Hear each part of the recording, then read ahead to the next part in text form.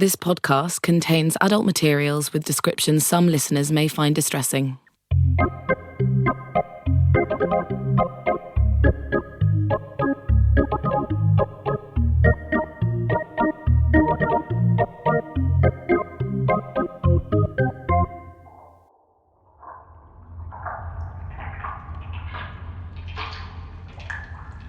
Hi. Hello. Good day. Or night, if that's when you happen to be listening. You may have soaked up by process of osmosis that my name is Gary Strange. And believe it or not, I live in London. I am a citizen of London. I just so happen to live in the sewers. Currently, I am residing in the rather spacious pipelines of the Hammersmith sewer system. The reason these particular tunnels are so roomy is because Hammersmith is full of shit. Not the area. The area is a delight.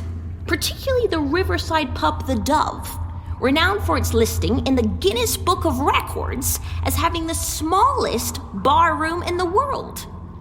I simply adore cramped spaces, where you unintentionally knock knees with your fellow imbibers of fine wines and okay spirits. You see, the reason the sewers are more accommodating in Hammersmith is because the residents here defecate more than in other boroughs. It seems to correlate with the fact that a large proportion of Hammersmith locals take antidepressants. One common side effect of SSRIs, particularly sertraline, is that it gives its user an uninterrupted flow of diarrhea. How do I know this? Sertraline and my mother were intimate for some time, and even though she tailored off her dose over several weeks as instructed, she still had the runs till the day she died. So please, dwellers of Hammersmith, learn from Mother's example and make sure you dose your antidepressants accordingly. Always heed the advice of your local healthcare professional and/or drug dealer. Luckily, I've never needed antidepressants because I'm naturally a chipper guy. Nothing can bring me down. That's why I never use elevators. Another reason I'm so sprightly in spirit is because a fortune cookie once informed me that happiness is contagious, so spread it. I had great success with this in Wuhan. From my years as a mental health care professional, I have some concise advice, so please listen. If you want to cure depression, all you need to do is these 3 things. 1, drink 2 liters of water a day. 2, take risks you wouldn't normally take if you were emotionally stable.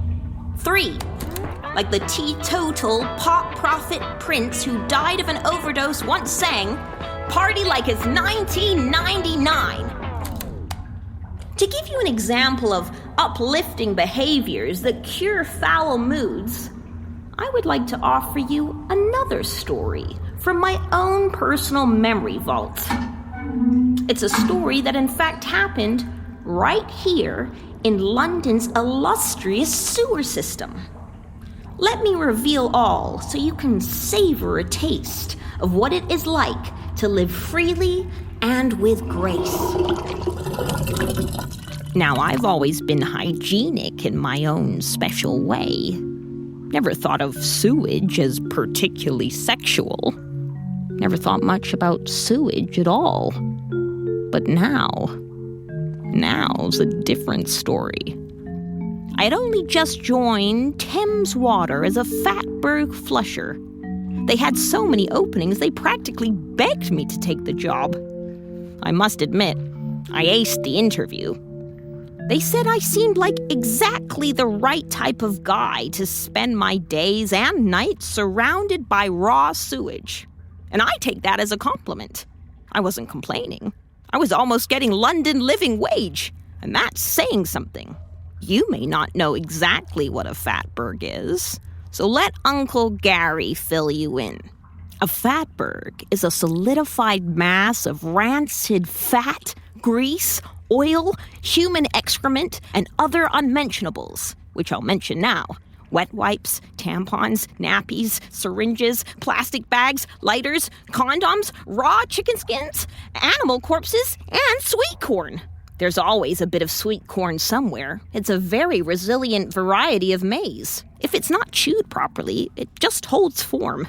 Basically, anything a person can flush down the U-bend or kitchen sink ends up in a Fatberg. Here at Thames Water, we are currently dealing with 12 Fatbergs. The mighty 12, as they are known. And the numbers are growing. If you live in the UK, it likely means there's a Fatberg coming to a sewer near you. Now, as my mother would describe it, being a Fatberg flusher isn't a job you leave school for. Some might say it's one of the least enviable jobs in Britain, but I beg to differ. It was the start of the pandemic, and it was a damn fine job, all things considered. I could be out and about in the open air of the sewers, while the rest of the citizens of London, poor souls, were locked up tight in their abodes. Down in the depths, you don't need a mask. It isn't going to do anything for you. The stench is just too great. Besides, you are more likely to catch gastroenteritis down there than the dreaded 19. I've never been a great team player, so wandering solo with my pickaxe and my high-pressure hose to blast anything that crosses my path felt like I'd been offered a little slice of heaven amongst the darkness that infests this cruel world. Yes, once I did indeed blast one of my colleagues. In the gloom, it looked like he was a giant drenched rodent on the attack. It's not my fault I have early onset cataracts. And at the end of the day, he only spent a night in ICU. All is forgiven, at least on my side. It reminds me of the time Dick Cheney shot his friend in the face with a hunting rifle because he thought he was a quail. That friend apologized to Dick publicly for the confusion and upset he caused. Good man. We need more like them. I'd been doing the rounds, getting my training, and blasting my way through a series of mini FBs, as we like to call them in the biz. My favorite Fatberg? Knightsbridge. Don't be fooled. The pashos really know how to inundate a sewer with foulness. Remnants of foie gras, quail's eggs, goose fat, quality gear, and so much free Coke down there I didn't even need my before-work caffeinated beverage. There's a colossal one in Chinatown. But that's unsurprising. With 79 eating establishments along 2 streets, those sewers are a labyrinth of congealed cooking oil. Asian food is seriously yum. And now I know why. And then there was that fateful dawn on the South Bank when my superior, Dennis Davis, called me into the Blackfriars Road porta-cabin, and my whole life changed forever.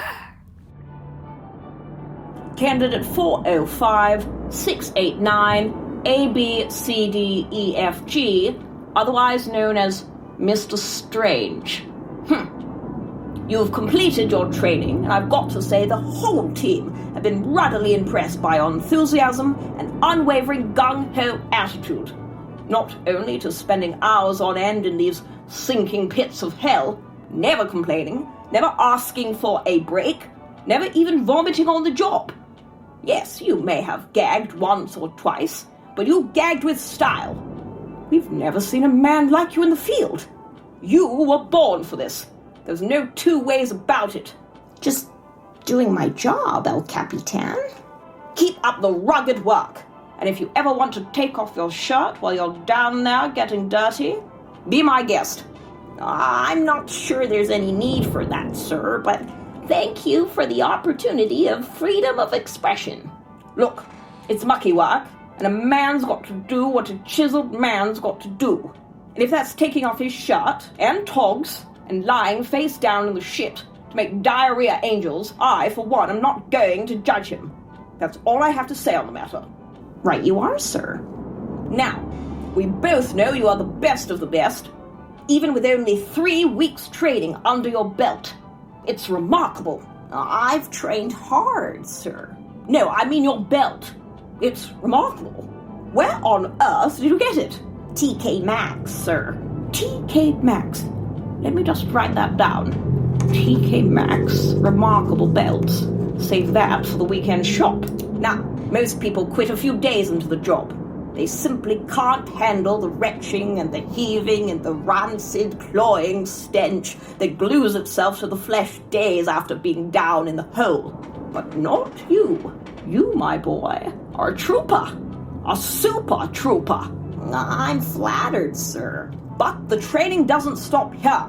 Thames Water needs you to single-handedly obliterate the largest fatberg we've seen this side of the M25. We call it the Blobmeister. We've sent down many a flusher to tackle this bad boy, and I'm afraid to say we've lost several good men with fantastic chests. You mean they quit? I mean they're dead.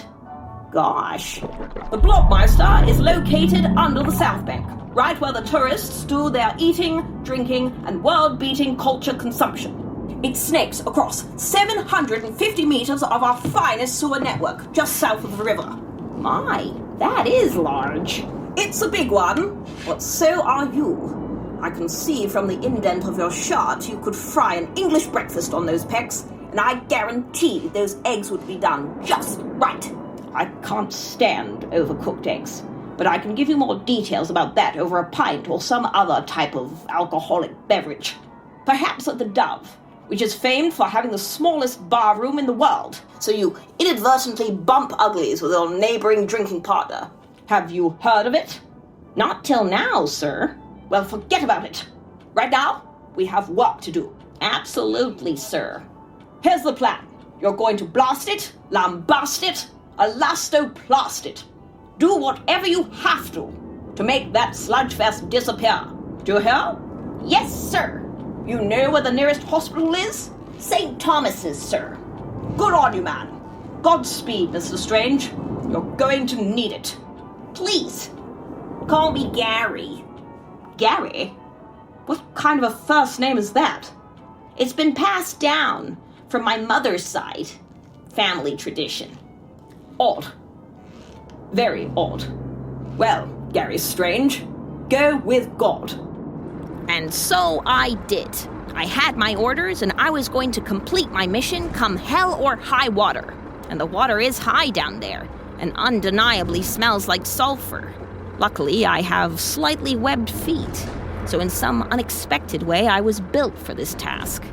Perhaps Jesus knew this was my greatest challenge, and had prepared me since I was a wee lad getting picked on in the paddling pool for the excess flabs between my toes. We'll never know. But this is what I did know. I had a job to do. First, you get ratcheted down a manhole attached to a Thames Water van with a rope, much like a dog lead, so they can pull you up if you get into a bit of a pickle. I lumbered down the ladder, and here I am, in the belly of the South Bank sewer. The first thing that hits you is the smell.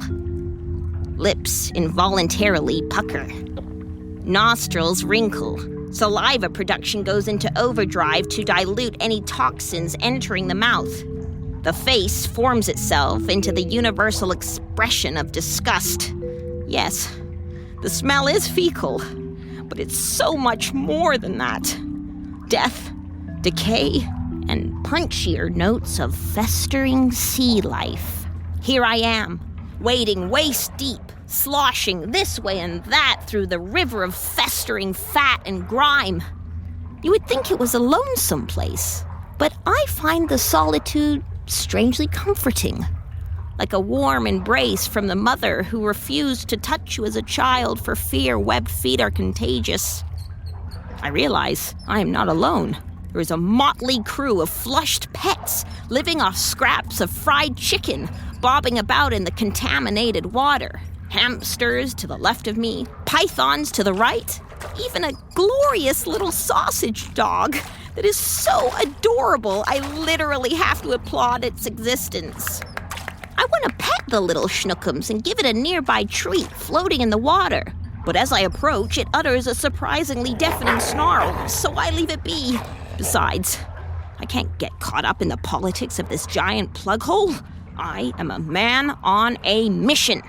Moving onwards, Rancid grease clings to the walls, festering with a colony of above-average-sized flies, their children yet to be born in translucent white eggs similar to tiny eyeballs.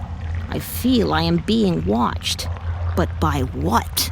I wade through the dank for what feels like hours, turning corner after corner, getting increasingly discombobulated, lighting up my anxiety to an all-time high. Where is this Blobmeister? Where is the beast lurking? I decide to put to use the skills I'd learned from my online mindfulness course as I push through the flowing mass of fungal matter. I empty my mind, as well as my bowels, and focus on envisioning an inner light. I begin chanting into the abyss, auming and shantying to get a better sense of the architectural landscape of this pipeline. I know I am getting closer, as my rather dulcet tones reverberate with a tighter sonar frequency, echoing against some distant wall or blockage. I can smell it before I can see it.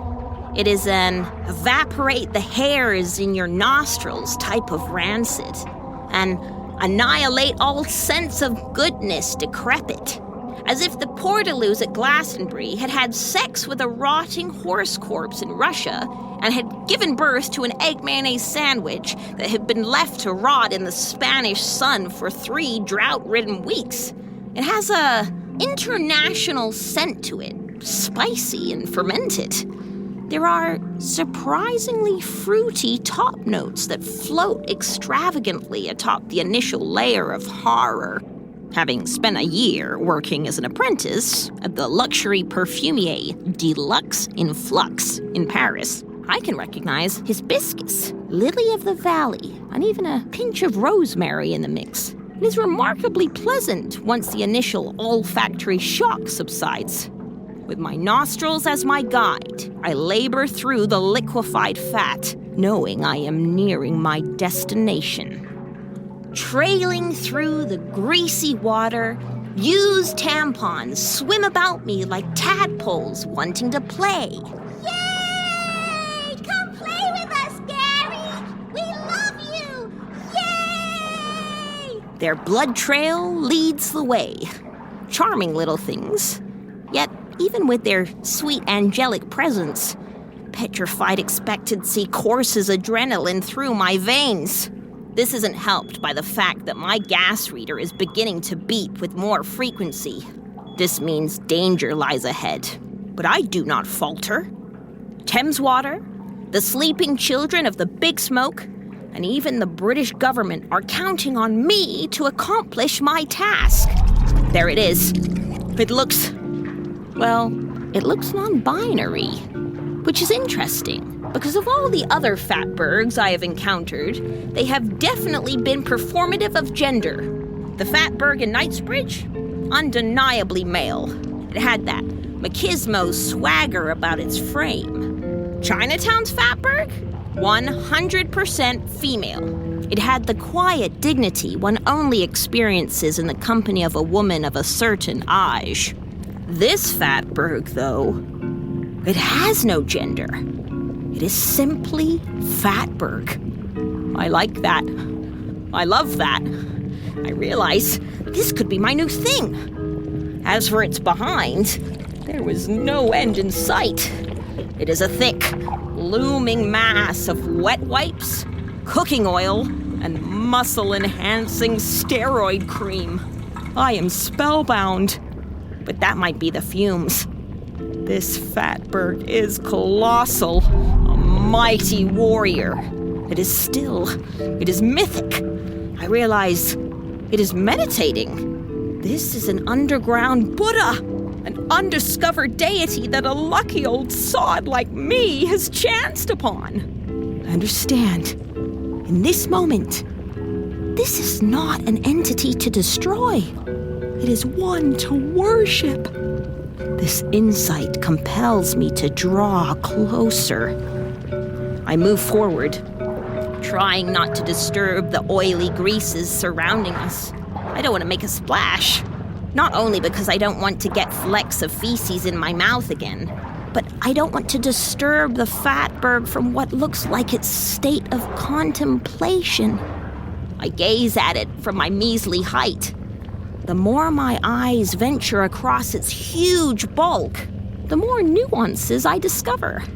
Mounds of wet wipes holding each other in a tight embrace, some decorated with colorful depictions of Peppa Pig and her delightful brother George.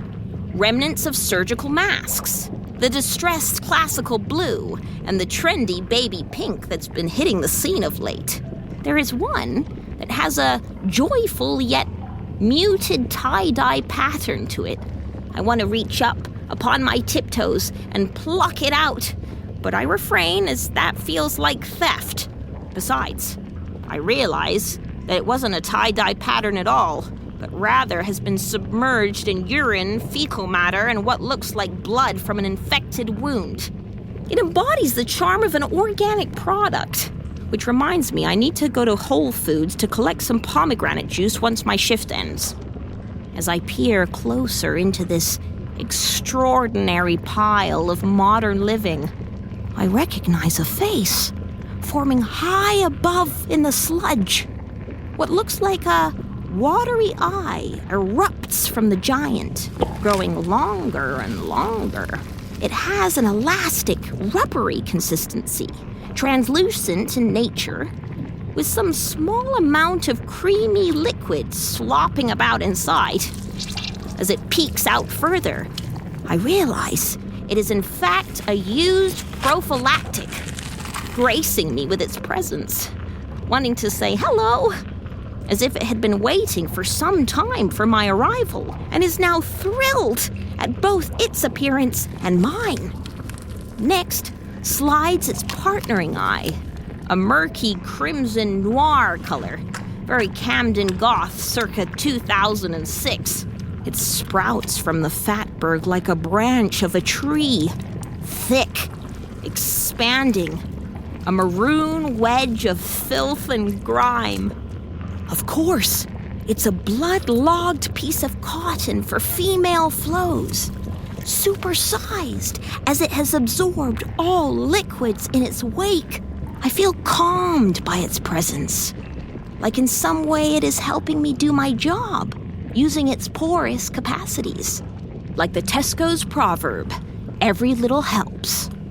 In the middle of the Fatberg's asymmetrical eyes appear a shimmering glint, catching the flash of my headlamp. It grows longer, pointed, incisive. It glimmers and gleams, a tiny shaft of heaven.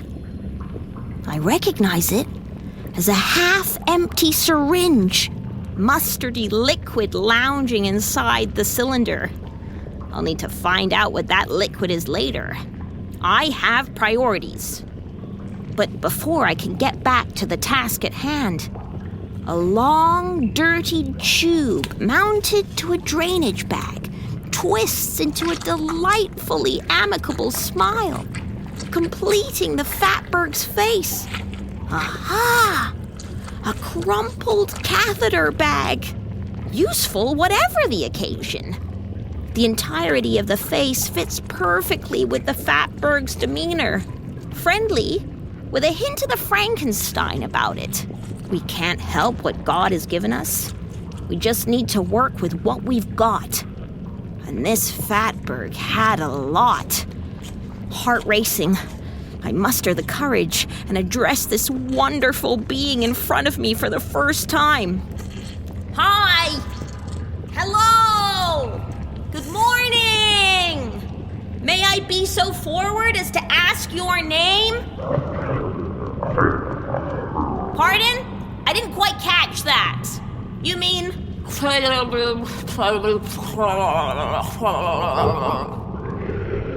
Thank you for clarifying.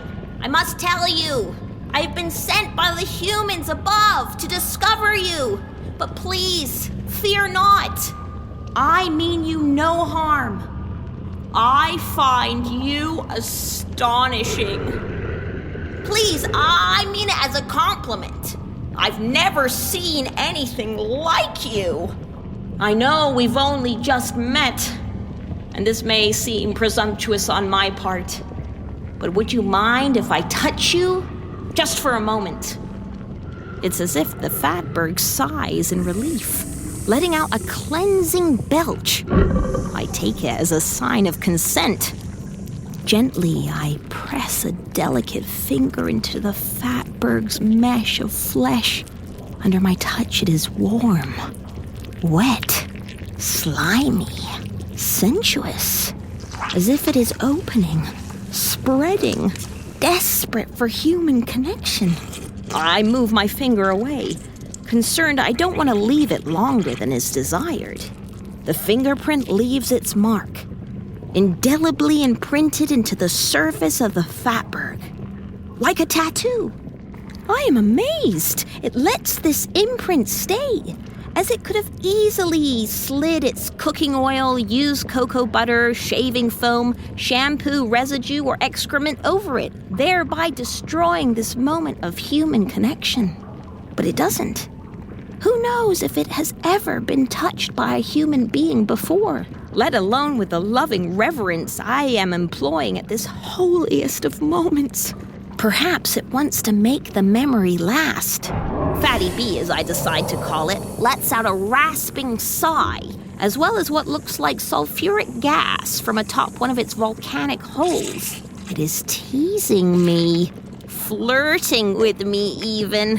Wowee. If that isn't an invitation, I don't know what is. I am gonna give as good as I get. I begin my interpretation of the Slavic squat, stomp, and split dance. This demands tight muscles and good balance from the performer. I learned it years ago from the old sea dogs manning the nuclear rig I worked on in the Black Sea. It is difficult to perfect the lunges and kicks in the waist-deep sewage, but I do my damnedest. I know my mateys Aleko and Borislav would be proud. In response, Fatty B lets out a sharp hiss from one of its pus-ridden boils, which I take as a sign of affection. I end the routine with a series of undulating flaps of the arms, head bobbing back and forth like a pigeon. Caca! Caca! This is a choreography of courtship, a seduction in sewage, a dance in decay. I need to make my feelings known. There are no two ways about it. Long had I forgotten my original mission. The lucrative Thames Water commission I know is in store if I eradicate this mass of man-made molecules and mold. I can't do that now. Money means nothing down here. Believe it or not, and I beg that you do. I am falling head over heels in love for the first time in my gray little life. And by head over heels, I mean instead of ending my dance with a skillful balletic spin, I fall arse over tit into the oily vat of fat. Not being able to swim, I choke underneath the grease, glugging it down my throat as I gasp and gag for air. I manage to Thrust myself upwards to the surface, using a dilapidated tire as a stronghold. I emerge, shaking but stable on my two hind legs. I am covered head to toe in fluids I have no name for. The benefit of this is that it offers me a covering more fitting for the occasion. It makes me blend in. Yes, I look like a mini Fatberg, but a Fatberg all the same. I genuinely believe it makes Fatty B more comfortable with my uninvited presence. I realize this may be rather forward, but do you want to cuddle?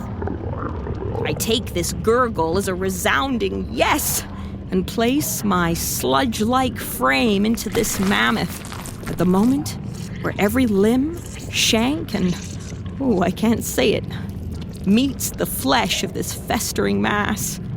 It feels as if suddenly I have arrived home. This is the first time I have felt this since I was an infant in my buggy with Mother whistling the life-affirming tunes of Mary Poppins. She had a particular penchant for Feed the Birds. This somber song reverberates in my ear as I lean further into Fatty B's frame. It has a gelatinous quality, much like the skin of Mother. She had an affinity for trifle, and I fear ate one too many during her brief time on this cruel planet. I feel our juices flowing, merging. I am becoming one with the Fatberg. For the first time in my life, I am at peace, content, quiet. A sparkle of euphoria runs through my body, glitter twinkling along the lines of my bloodstream. I hear Fatty B burbling. In this moment, I begin to understand the language of the Fatberg, as if our merging has offered linguistic access. It gargles more urgently. Take, I ask, trying to decipher its lardy tongue. Take me? A deep rumble quakes the entirety of the sewer system. I am shaken to my very core, elated by this unexpected request. How did you know? My innate desire. Fatty B is clearly reading my mind. No one should underestimate the ethereal power of a glutinous godhead. A squeaky excretion of flatulence is released from one of its air holes. I translate this as, I know all. I must admit, I've always been aroused by the power of wisdom. That's why I had to take down my poster of Einstein. You know, the one where his tongue is sticking out? I was but a lad of 14, and spending far too much time busting one out that I got carpal tunnel syndrome. All my hard-earned pocket money was being burnt on Kleenex and Kiehl's hand cream. In the end, Mother made me give the splatter-stained poster to charity. But in this moment, in this sewer, I am so astounded by the wisdom of this spectacular creature in front of me that I can't say it, rises to attention like the guards of Buckingham Palace. It is clear the Fatberg can feel my reinstated member of the British Empire growing. It lets out a gaseous steam trail, fogging up my protective glasses. Although the temperature hasn't changed, Fatty B starts sweating, creating dangling flaps of fat similar to hanging skin on the throats of goats or chickens known as toggles, tassels, or wattles. I know I shouldn't, but I lick one of these tassels. It is just so cute. I lick it hard, lick it good, lick it side to side like Mother taught me all those years ago. I move further, slathering my tongue along a nearby ridge of grease-infused wet wipes. My inclination was right. This wasn't a good idea. No matter, I will ignore the claggy oil slick gluing my tongue to the roof of my hard palate. I become enthralled by the Fatberg's slight wobble left to right, as if it's shedding its oily layers like clothes. It spreads itself in front of my very eyes, creating an expanding hole at the exact height of my... I can't say it. In the profound words of the great actor, rapper, and father figure Will Smith, I am ready to get jiggy with it. Against all Thames Water protocol, I undo my slime-ridden rubber trousers, pull down my already stained unmentionables, and enter this hole of paradise. A gaseous spray billows from the edges of the Fatberg like dry ice. In, out, shake it all about. You do the pokey and you fuck it in the spout. That's what it's all about. Fatty B moans with my force. Fat pustules leak from its makeshift face. As I try to look into its eyes for added romance, I realize its peepers are closing. The used prophylactic and bloated tampon have shifted into a horizontal position, morphing into a charming anime character's eyes closing in bliss. However difficult it is to truly know what a Fatberg is thinking, I make an educated guess that it is thoroughly enjoying this celestial lovemaking session. Do you like that? Do you like that? Take me! Want me! Kill me! I decipher from the spurts and sputters. Aha! So, you like talking dirty, eh? Makes sense. Well then, I will take you. Can you feel me taking you? I jolly well will work you. Can you feel me working you? Now, my treasured part of the underworld, as requested, I'm going to kill you. Can you feel me killing you? Ba-ba-boom! I'm going to kaboom! I explode into the seeping mass. Soldiers of seamen surging through this sewage cylinder specially constructed for my... Oh, I can't say it. This is the greatest, most visceral splurge I have ever conducted. I cut a straight line through the Fatberg, slicing it in two. Such is my force. These two gigantic halves splutter for a moment. Suddenly, dreadfully, these two Hawkeye-like waves of deadly grime explode. 1,000 tiny molecules of fat float in the air like glistening fireflies before tumbling delicately into the oily water below, lapping at my industrial-grade Wellingtons. The 750-meter-long Fatberg had been decimated by one mighty shot of fluid spermatozoon from Mr. Gary Strange. As soon as my new love was found, it was gone, obliterated. I blink back tears, but can't hold back for long. Had I really destroyed the only individual I'd ever loved? Had I annihilated my only sense of home? Why was I born with such a forceful man-hose? Why? I howl with an intensity I haven't experienced since the full moon. Moans reverberating off this Victorian monument to modernity and machismo. Sloshing through the wreckage, I see one of Fatty B's makeshift eyes lapping at my crumpled hand. I pluck it from the sludgy water using delicate forefinger and thumb. Still tied in a perfect knot, this prophylactic's inner creamy slime prompts a realization. Gary, I thought, if you had used one of these as protection, perhaps your beloved wouldn't have suffered from your... Oh, I can't say it. As was ever thus, hindsight is a blessing and a curse. But you can't have regrets in this world. It's just too uncomfortable.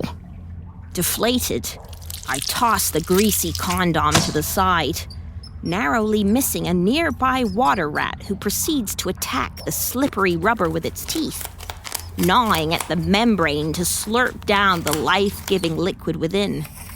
What do I care if scavengers peck at its remains? Fatty B is dead. Go ahead, little water rat. Eat your fill. Weighed down by woe, I slop through the remnants, making out traces of everyday objects that made up the thick-crusted mountain I once knew as my love. A kebab box here, a tampon applicator there, even a few baggies of what looked like crack cocaine, and lo and behold, in amongst the wreckage, I spot a small beady eye winking at me from the light of my head torch. As I reach for the body this eye is attached to, I pull out the soft frame of a teddy bear. Tears of disbelief ripple down my cheeks. It's Rupert. My Rupert. Rupert the bear. I knew it was him, as he only had one eye. I had pulled the other off with my gnashers when I was teething as a wee babe. He still had the fountain pen stained trousers I had used as a blotting pad when I learnt to write my ABCs. I know it sounds like I treated Rupert badly, but in fact, the opposite is true. I loved this cuddly bundle of joy so dearly, I would hold him next to my heart wherever I went. One frightful afternoon, when I was having a tantrum in my buggy, I catapulted poor Rupert into an open drain, never to be seen again. Till today, almost 37 and a half years later, discovered in the remnants of a murdered Fatberg, almost as if Fatty B had given birth to Rupert. Had I just become the father of my long-lost childhood friend? I peer into his putrefying yet still good-natured furry face. He wants to tell me something. I lift him to my ear. Quietly, ever so quietly, he whispers, It was what the Fatberg wanted. It was time. It needed to be freed from this underground prison. You are here on a mission, Gary. You completed that mission. And in the meantime, fell in love.